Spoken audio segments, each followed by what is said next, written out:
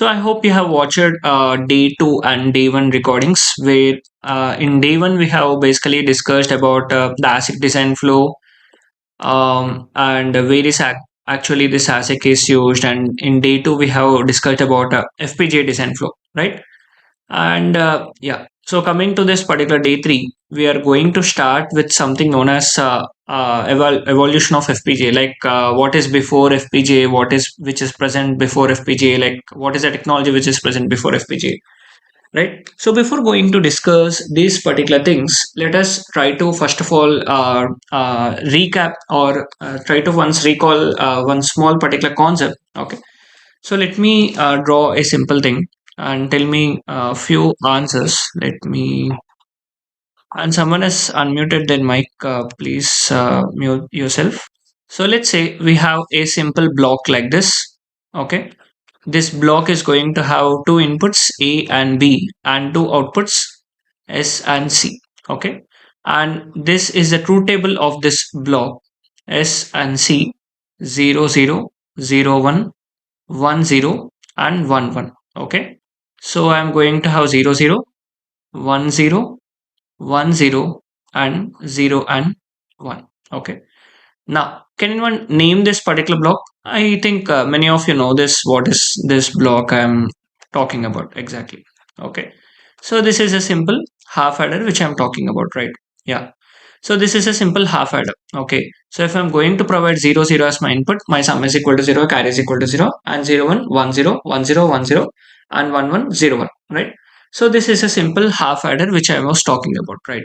Now, if you want to write down the equation for your sum, you are going to first of all take your minterms. Now, what are the minterms over here? For sum, what are the minterms which we are going to have? Minterms are 1 and 2. So we are going to take this minterms because our sum is getting 1, right? And what are the minterms for our carry? Carry is nothing but minterm is nothing but 3, right? Now, using this minterms, if we write it in another format, that is in SOP format, so it is nothing but A bar B plus a b bar, and this is nothing but ab, right? Now let us try to implement this. Let me add. Okay, I will draw it over here. Okay, so I'm going to take an input a and I'm going to take an input b, right? So I'm going to draw them, and since I'm going to have negations also in my expression, so I'm going to take two NOT gates. I need two AND gates for this.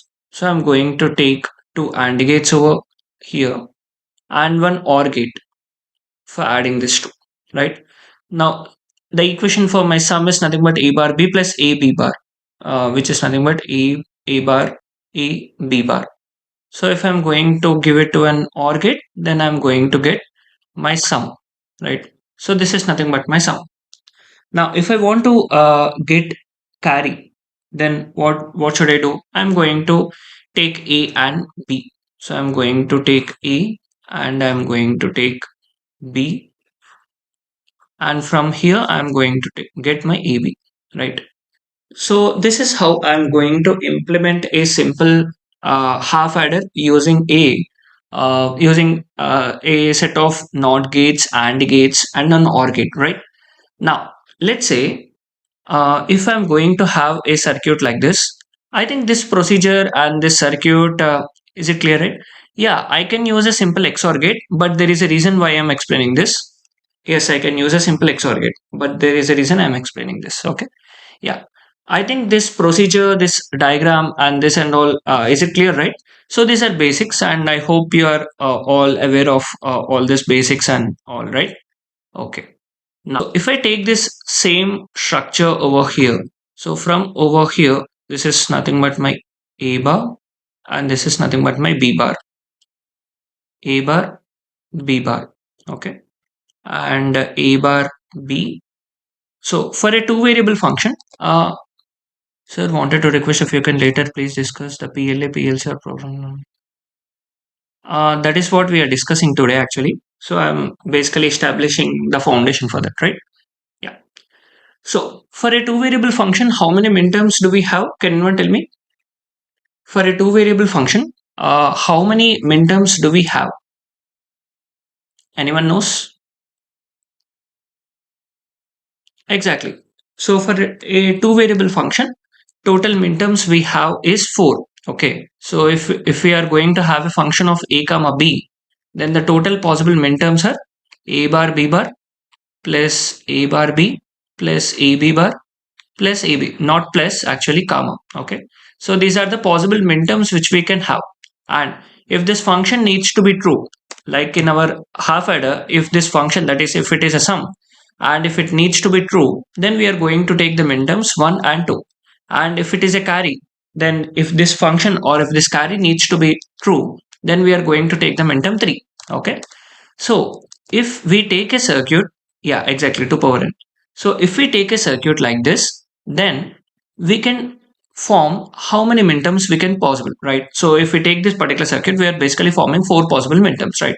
Now, if I want to implement a sum, okay, if I want to get a half adder sum, then I'm going to take these 2 minterms and I'm going to give it to an OR gate like this, right? And if I want to get a carry, I'm going to take this minterm, right? So here I'm going to get a sum and here I'm going to get this carry and I'm going to leave this particular thing, right? Now, so the same procedure, we are going to use something known as, we are going to use the same concept, something known as, I have a circuit which is known as programmable array logic, where I have a set of AND gates, okay? This AND gates can be programmable. Programmable in the sense, this connection can be established or it can be removed. How we are establishing the connection, or how we are removing the connection, that is secondary, that we will discuss. Okay. And the connections which we are having for this OR gates are fixed. You cannot remove this particular connections, right? Now, let's say if I want here the boolean expression to be a plus b. Okay. So how you're going to get this boolean expression a plus b? Simple. So this, let's say this is a, this is b, and this is c. Okay. So if you make this connection, you're going to get a over here. And if you make this connection, you're going to get b over here. Okay. And since already the connection is fixed over here, you're going to get a plus b. Okay. And since you haven't made any connection over here, there will be no output over here. And here also you haven't made anything, so no output. And here also you haven't made any connection, no output. And here also you haven't made any connection, so no output. Is it clear? Someone has asked, right? Raghu, I think. Let's say if I want over here a dot b,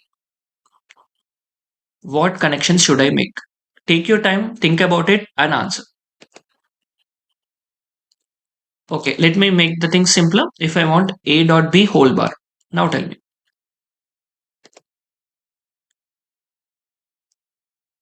If I need a dot b whole bar, think about this and answer.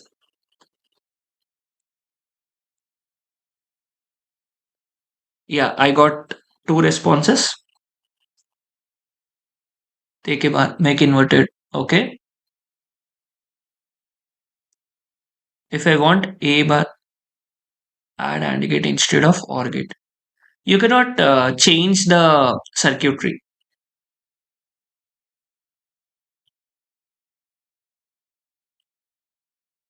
You cannot change the circuitry. Using the same circuitry, I want a bar, a dot b the whole bar.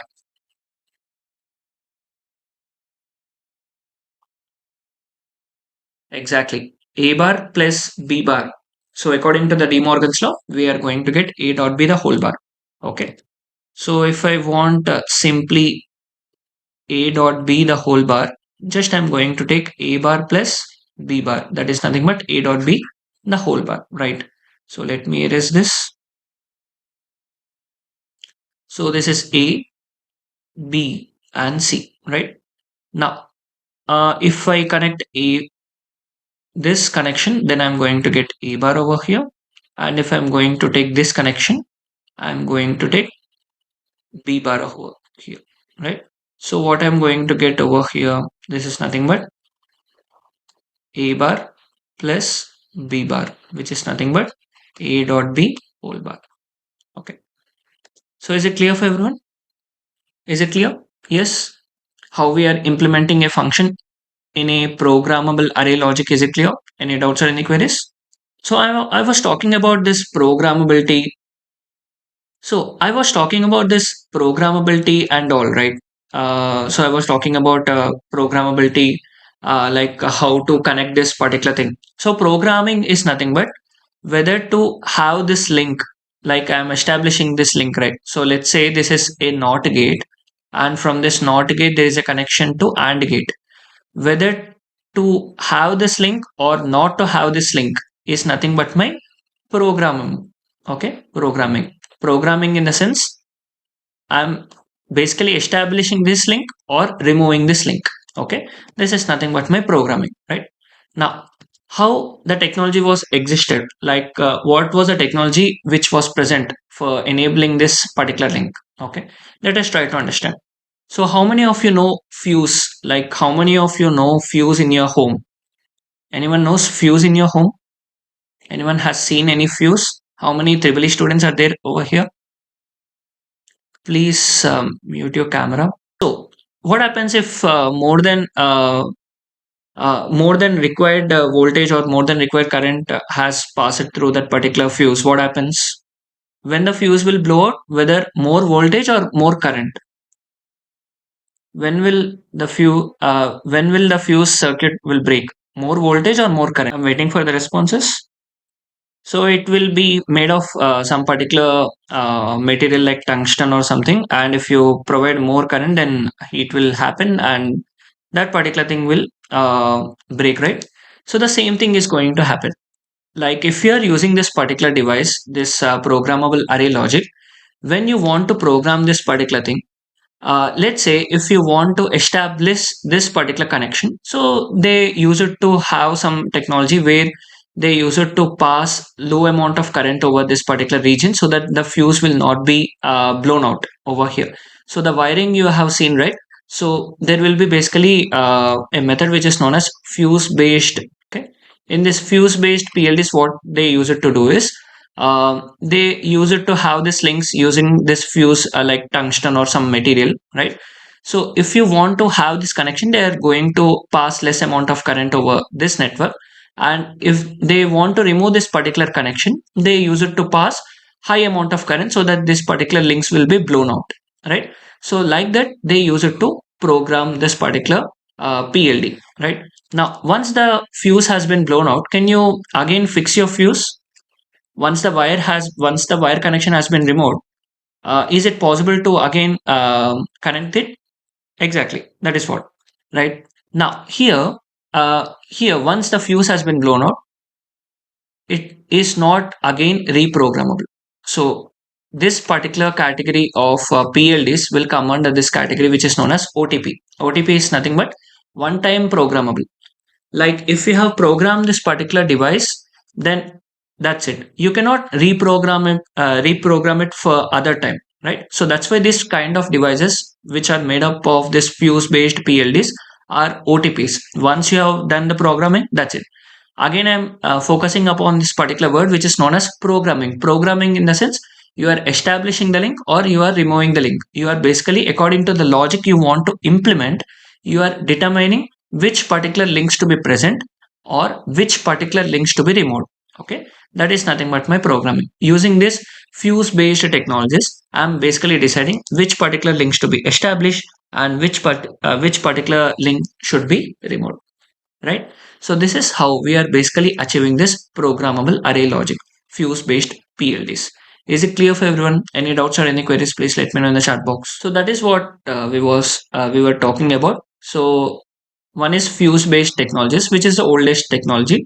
So before our FPGAs like LUTs, which have been invented, so this was a technology which was used where each cross point contains a metal fuse and default state connection was existing. Okay, and programming, if we want to do the programming, we are going to blow the fuse away. Okay, so high current is passed through the fuse and fuse melts and open the circuit and connection is permanently destroyed. Okay. Once you have buyed a PLD and if you want to program it, which was made by a fuse based technology, then if you have programmed it, that's it. If you cannot reprogram it again. Okay. Yeah. So this was the earlier PLD technology which was available, right? Now there is one more kind which is known as PLA. Okay. So PLA stands for Programmable Logic Array, okay, which is also a programmable combinational device used to implement the Boolean functions. Now, in the case of your normal, this particular thing, which is, let me show you. In the case of your programmable array logic, your AND gates were programmable, where your OR gates were not programmable. That means these connections are fixed, and only the connections which were present to this AND gates are programmable, right? Now, in the case of this particular technology, which is nothing but your PLA, programmable logic array, where your both AND gates and OR gates are programmable. You can see the notation, right? So for the AND gates, you can able to program them, and you can also program the OR gates. Whatever the OR gates you want to program, you can program. For yeah. So what is the conclusion from this particular session, right? So before FPGAs existed, or before the technology was the PLDs, where you are going to have this set of gates and gates and OR gates, the series of AND gates and OR gates, and you can basically have the programmable AND gates and you can have the programmable OR gates, or both programmable and OR gates. And according to the Boolean expression you're going to have, there will be some type of procedure where you need to implement this particular gates, right? And for programming also, you can, there are plenty of methods like fuse based technologies, anti-fuse based technologies, SRAM based technologies, and CMOS based technologies, right? So for programmability, there are n number of techniques where they use it to exist, right? So after doing this, this was a very complicated process. This seems to be a very complicated process, and this can be used for implementing smaller Boolean functions. Like if you want to implement a larger Boolean functions, then you need to have more and more extra circuitry and more circuitry, right? So this is not feasible. So then comes the another type of technology which is known as CPLDs and FPGAs. So FPGAs are nothing but some extension of CPLDs only. CPLD stands for complex programmable logic devices. Okay. So FPGAs and CPLDs look same only, but FPGAs are more advanced than CPLDs that we are going to discuss tomorrow. Okay, where we are going to have something known as LUT lookup table, and we are going to see how we are going to connect it and how we are going to implement the Boolean functions, complex Boolean functions, and what make our FPGA parallel programmable, right? So that is what we are going to see. So why we have discussed this PAL, PLA, and PROM is exactly how the programmability concept came into picture and how we are basically able to achieve the programmability. That is the main agenda of this particular thing, right? So that's all about this particular session. If you have any doubts or any other queries, you can stay and discuss with me, or else you can leave the session. Okay. Yeah. Thank you.